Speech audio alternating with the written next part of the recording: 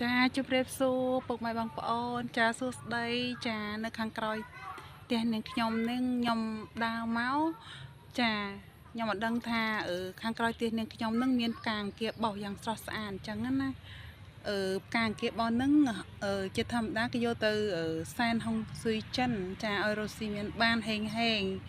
ចាអញ្ចឹងខ្ញុំស្រឡាញ់ផ្កាមែនទែនចាពិតជាស្រស់ស្អាតណាស់ពុកម៉ែបងប្អូនអើយចាអរគុណបាយបាយសួស្តីពុកម៉ែបងប្អូនចានៅខាងក្រោយផ្ទះនាងខ្ញុំនឹងចាមានផ្កាអង្គារបោសចាយ៉ាងស្រស់ស្អាតអញ្ចឹងណាខ្ញុំស្រឡាញ់ផ្កាចាពុកម៉ែបងប្អូនស្រឡាញ់ផ្កាអត់ចានេះផ្កាស្រស់ស្អាតណាបងប្អូនចាសួស្តីជម្រាបសួរពុកម៉ែបងប្អូនចាសុខសប្បាយជាទេថ្ងៃនេះចាខាងក្រោយផ្ទះនាងខ្ញុំនឹងមានផ្កាអង្គារបោសយ៉ាងស្រស់ស្អាតពុកម៉ែបងប្អូនចាខ្ញុំស្រឡាញ់ផ្កាមែនទែនចា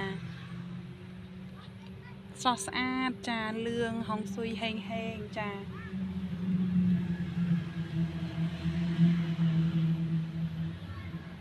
ស្រស់ស្អាតណាស់បងប្អូនអើយ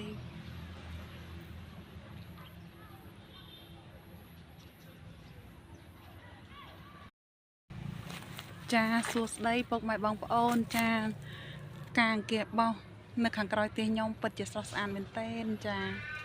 បងប្អូនមើលពិតជាស្រស់ស្អាតណាស់រីកប្រងព្រាតចាស្រស់ស្អាតមែនទែនចា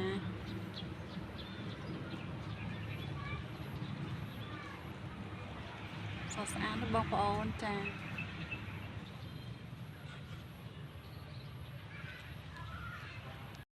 ចាសួស្តីពុកម៉ែបងប្អូនចាដើរនៅខាងក្រោយផ្ទះខ្ញុំនឹកស្មានថាមានផ្កាអង្គារបោះមួយដើមដែលកំពុងតែរីកស្រស់ស្អាតមែនទែនចា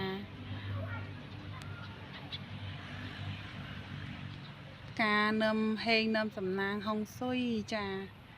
ជាធម្មតាចិនចូលឆ្នាំចិនគេចងផ្កានៅនឹងឲ្យគេសែនអញ្ចឹងណាចា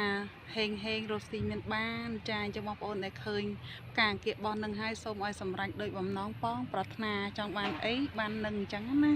ចាស្រស់ស្អាតមែនទែនចាខ្ញុំស្រឡាញ់ផ្កា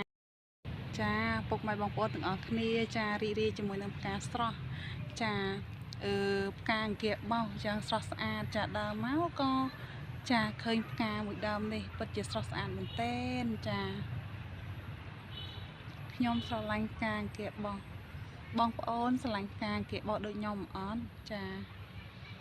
ស្រស់ស្អាត